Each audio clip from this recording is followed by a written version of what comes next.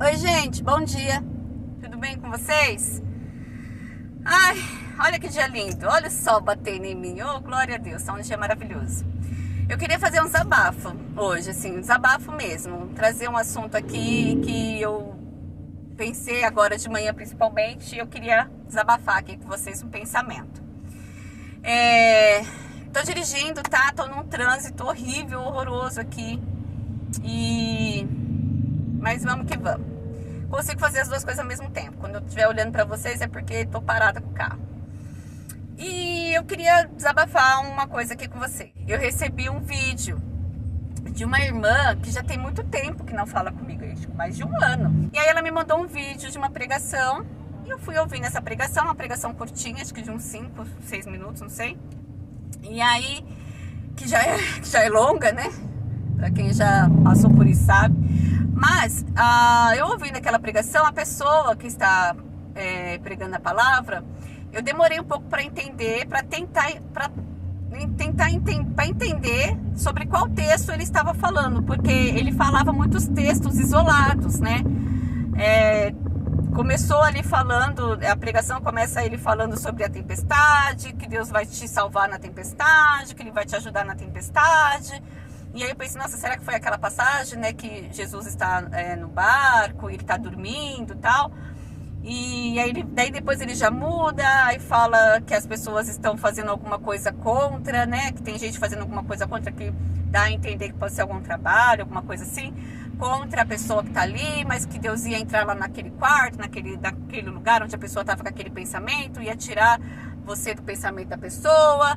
Aí já entra de arma, porque toda arma que for preparar, e ele canta o trecho do hino, aí prega esse trecho que ele cantou, toda arma preparada contra ti, não prosperará, que não prosperará a arma preparada contra ti, mas assim, né, a palavra toda é sobre esse trecho, e aí ele vai no finalzinho, mas bem no final, aí ele fala, bem trechos bem isolados mesmo, sempre ele exaltando, fala que a pessoa é a menina dos olhos do Senhor, e ninguém mexe com a menina dos olhos de Deus, então pega trechos isolados mesmo, assim, totalmente fora de contexto, joga daquela forma bem emocionalizada, né, com aquela voz que eles mudam, né, o jeito deles falarem, aí você escuta ali de fundo a igreja glorificando e tal, e aí no finalzinho do trecho, no finalzinho da pregação ali, ele fala de Mardoqueu, e aí eu entendo que acho que era essa a leitura que ele leu. Aquela passagem de que o rei acorda, né, e vai ler ali o que aconteceu, e aí ele vê Mardoqueu e a mãe tinha armado a forca para Mardoqueu e tal, que a gente já conhece.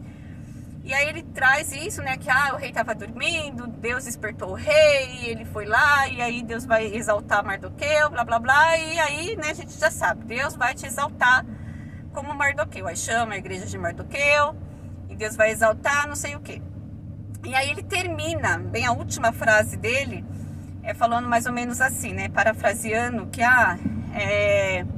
todo aquele que lutar por esta obra, Deus vai exaltar. Ou Deus vai exaltar todo aquele que lutar. Se você luta por essa obra, Deus vai te exaltar. Então já traz ali a CCB também, né? Se não bastasse o ser humano ali, né? O homem está no centro daquela pregação, ele coloca ainda a CCB no centro da pregação. Também. Jesus, que é bom. Quem? Jesus, né? Jesus Cristo para quê, né? E aí ele vai e termina falando isso. Ou seja, né? Vou te exaltar, você luta por essa obra, seja fiel nessa obra, que eu vou te exaltar como exaltei Mardoqueu. E ele se coloca nesse lugar de Deus, né? Falando como se Deus estivesse falando ali através da boca dele. E a igreja, assim, né? Você escuta de fundo aquela coisa toda. E aí, gente, eu fiquei pensando, né? Falei, meu Deus, minha mãe às vezes manda essas pregações assim, aí às vezes eu falo pra ela, mãe, olha, isso não é bíblico, tal, né? Não faz sentido. Porque minha mãe é um pouco complicado, mas não é sobre isso que eu vou falar. Gente, eu fiquei pensando, meu Deus, quanta imaturidade, né? Quanta imaturidade. Essas pessoas que estão ali buscando, ouvindo, recebendo, aceitando, glorificando por esse tipo de pregação, você consegue entender que são pessoas que não conhecem a Deus, né? Não conhecem o poder de Deus, não conhecem o amor de Deus, não conhecem. Porque eu vou falar de mim. Eu entendo que Deus, ele é poderoso sim para me exaltar, se ele quiser, como ele exaltou Mardoqueu, como ele exaltou Esther, qualquer outra pessoa, que, né, personagem bíblico. Mas não é esse o foco da minha vida, da minha caminhada cristã, né? Eu entendo quem é Deus, porque ele me amou, ele amou o mundo de tal maneira que ele deu o seu filho para morrer por nós, né? Na cruz, para viver, ele se fez homem através do seu filho, seu único filho, o qual ele mandou para viver como homem na terra, sofrer como homem e sofrer uma morte de cruz para me salvar, porque se não fosse assim, eu não conseguiria ser salva, porque eu não tenho possibilidade nenhuma, né? Eu sou corrompida pelo pecado, então eu não sou capaz de me salvar pelas minhas obras, né? Por qualquer coisa que eu possa fazer, meu caráter é corrompido, então eu não tenho como adquirir a salvação através de mim mesma. Então Deus fez isso por mim, porque ele sabia que eu não teria capacidade, assim como você, qualquer outro ser humano. E aí, é a maior obra, você entende? Eu estava sujeita a ser condenada, né? A receber a ira de Deus sobre a minha vida, né? Viver na eterna condenação. Mas Deus me salvou da condenação. Então, ele melhor do que qualquer coisa que ele possa fazer comigo nesta terra, ele fez por mim e ele me dá o direito da vida eterna, de viver com ele na glória. Então não há qualquer outra coisa que seja maior ou melhor do que isso. Então assim, eu sei quem é o meu Deus. Eu descanso no meu Deus, porque eu sei que ele não vai deixar faltar nada para mim. E se ele achar por bem me exaltar, como exaltou Mardoqueu ou qualquer outro ser humano, personagem bíblico, ele pode fazer, se assim estiver nos propósitos dele. Mas se ele não quiser fazer, ele não faz. E tá tudo bem, não é esse o meu foco, não é isso que eu busco. Eu não busco exaltação terrena, sabe? Eu não busco uma resposta das minhas coisas terrenas. E quando eu vou para a palavra, né, quando eu vou para as escrituras, eu vou para entender sobre os princípios dele, sobre quem é Deus, sobre o seu caráter feito em Jesus, né? Colocado em Jesus, para que eu possa, assim como ele, viver um caráter cristão. Para que eu possa aprender em Jesus a vontade de Deus para minha vida como cristã, né? E a palavra dele vai me ensinar isso, vai me ensinar princípios, vai moldar o meu caráter para que eu possa sim viver uma vida de cristã, mas não para ser salva, mas sim porque eu sou salva. Se eu sou salva por Cristo, eu preciso viver como Cristo, então eu preciso aprender da sua palavra como viver como Cristo, né? Não se trata ali do que eu preciso fazer, e não se trata do que Deus vai fazer comigo hoje ou amanhã, se ele vai me exaltar, se ele vai me dar um carro, uma casa, um emprego. Não é sobre isso. Eu não preciso ficar buscando, ouvindo a pessoa dizer se Deus está comigo, se está no meu barco. Não preciso disso, gente. Eu já sei que Deus está comigo. A maior prova de amor que ele poderia ter me dado é dar o filho dele para morrer na cruz por mim. Então o que eu quero mais? Né? O próprio Jesus fala no Evangelho de Mateus: buscai primeiro o reino dos céus. As demais coisas lhes serão acrescentadas, no Evangelho segundo Mateus. Então, eu sei que eu preciso buscar conhecer a Deus através do caráter dele, através do seu Filho, Jesus, e assim viver segundo a vontade dele nesta terra. Mas as demais coisas da minha vida, tudo que eu preciso de material, de espiritual, de qualquer coisa para eu viver nesta terra, ele vai acrescentar. Eu não preciso ficar perguntando para ele se ele vai fazer. Eu acredito no poder dele, na vontade suprema, na supremacia de Deus. Então, eu não preciso, é a mesma coisa de uma pessoa que vai numa cartomante. Pensa comigo, a pessoa que vai numa cartomante ou nesses centros assim para saber do futuro, ela vai porque ela não tem certeza do futuro dela. Então ela quer saber, fulano vai voltar? Eu posso ir nessa entrevista? Vou conseguir, se eu jogar na Mega Sena, vou ganhar? Sei lá, tô falando coisas assim, né? Que eu não sei como é que funciona, mas imagino que seja assim.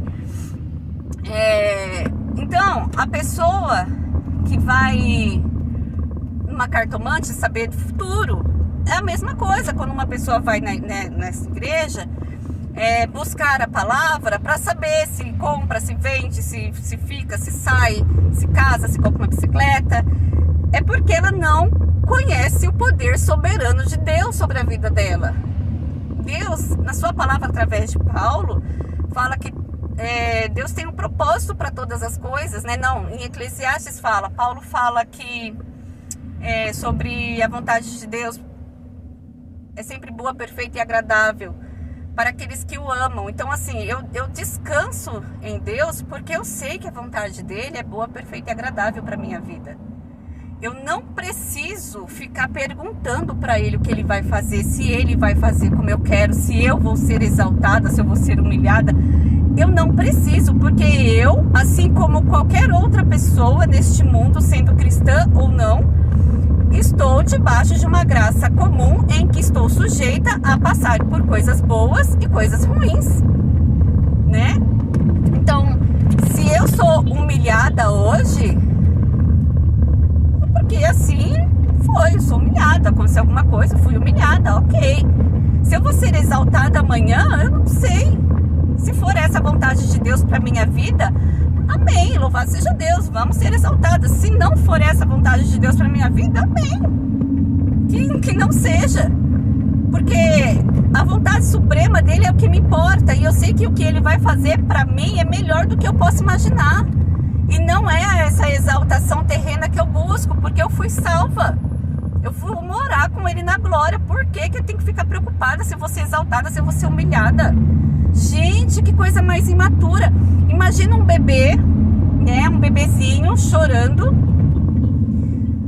Esse bebê que acabou de nascer, mas bem bebezinho mesmo. Ele ainda tá aqui organizando, as coisas estão organizando dentro dele, fome, ele não sabe o que é. Então tá aqui ainda, né, as coisas estão se organizando dentro dele, no seu organismo, tal, comportamento.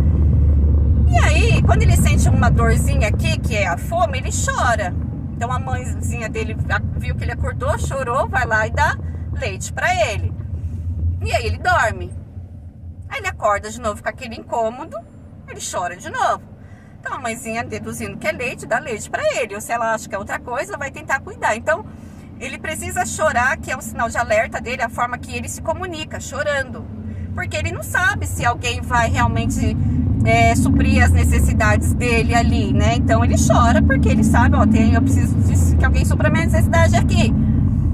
Mas quando a criança já é maiorzinha, ela já tá adaptada ali com a rotina. Então a mãezinha dela já vai saber o horário dela comer, o horário do café, o horário do almoço, do lanchinho da tarde. Então já tem todo ali uns horários que se cumpre certinho para poder... Peraí, gente. Então, gente, imagina, né, uma criança maiorzinha que já tá ali adaptada com a rotina, a mãezinha dela já conhece a rotina, o horário que ela vai comer, o pai já sabe das necessidades. Essa criança, ela vai dormir, ela não tá preocupada se vai ter comida para ela amanhã, né? Ela não vai lá antes de dormir olhar no armário para ver se tem, nossa, tem comida, será que meu pai pagou a conta de luz, né? Será que a minha mãe comprou gás? Será que vai ter leite para mim tomar café amanhã? Não, ela vai descansar e amanhã de manhã a mãe dela acorda ela, dá o lanchinho dela, o café dela, na hora do almoço chama ela para almoçar, enfim, já conhece as necessidades. Então aquela criança está descansada, porque ela sabe que os pais dela não vai deixar faltar nada, né? Que as necessidades dela vão ser cumpridas, né? Com os pais vai suprir. Então, uma criança já sabe disso. Então, imagina quanta imaturidade do cristão de ter que ficar perguntando pro Pai, sendo que Jesus falou as suas necessidades buscar primeiro o reino dos céus, que as suas necessidades serão supridas, que todo o resto vai ser suprido, né? Deus não deixa faltar nada. Ele até dá o exemplo dos lírios, né? Deus vestia os lírios, nem Salomão se vestiu tão bem quanto os lírios do campo. Então, se Deus faz isso com os lírios, com plantas, com coisas que não são seres humanos, que uma hora é bonito, daqui a pouco vira palha, imagina com você, que é um filho amado dele, da qual ele amou tanto, que deu seu único filho para morrer na cruz. Ele não vai deixar faltar. E se falta, gente, estamos sujeitos a passar por faltas, estamos sujeitos a passar por lutos, por tristezas, por inseguranças, estamos sujeitos a passar por tudo. Então, eu não preciso ficar perguntando para ele: Pai, vai fazer? Pai, o Senhor vai me dar? Pai, o Senhor me ama? Pai, não, gente, pelo amor de Deus. E aí, eu assistindo essa pregação, isso foi me dando um desespero, sabe? Além dessa agonia que já dá, geralmente, me dá desespero, que eu falo: meu Deus, quantas pessoas não conhecem a Deus, estão dentro de igrejas, lotando igrejas, que teoricamente deveriam ali estar falando sobre Deus, mas está falando sobre a pessoa, né? Então essa pessoa não consegue descansar no Senhor porque ela não conhece o seu Senhor. Sabe, na parábola dos talentos, quando Jesus fala, que eu acho que até falei aqui isso em algum vídeo meu alguma vez, quando Jesus vai dar o exemplo lá na parábola dos talentos, ele fala do Senhor, né? Do homem lá que tava, peraí, gente, que tinha os servos, e aí ele vai viajar e deixa ali para os servos os seus talentos. E aí Jesus fala, ele deu a cada um conforme a sua capacidade. Então Deus conhecia a capacidade de cada um dos seus servos. O servo da qual ele deu um talento, ele enterra o talento, né? Por quê? Porque ele fala assim: eu sabendo que o Senhor é muito bravo, né? O quanto o Senhor é bravo, e aí tira da onde não tem, faz não sei o que lá. Eu achei melhor enterrar para não acontecer nada de ruim, né? E aí o Senhor falou: nossa, o Senhor dele fala: você sabendo que eu sou assim, por que você não deu o meu talento pelo menos para o banco para render alguma coisa, né? Não investiu.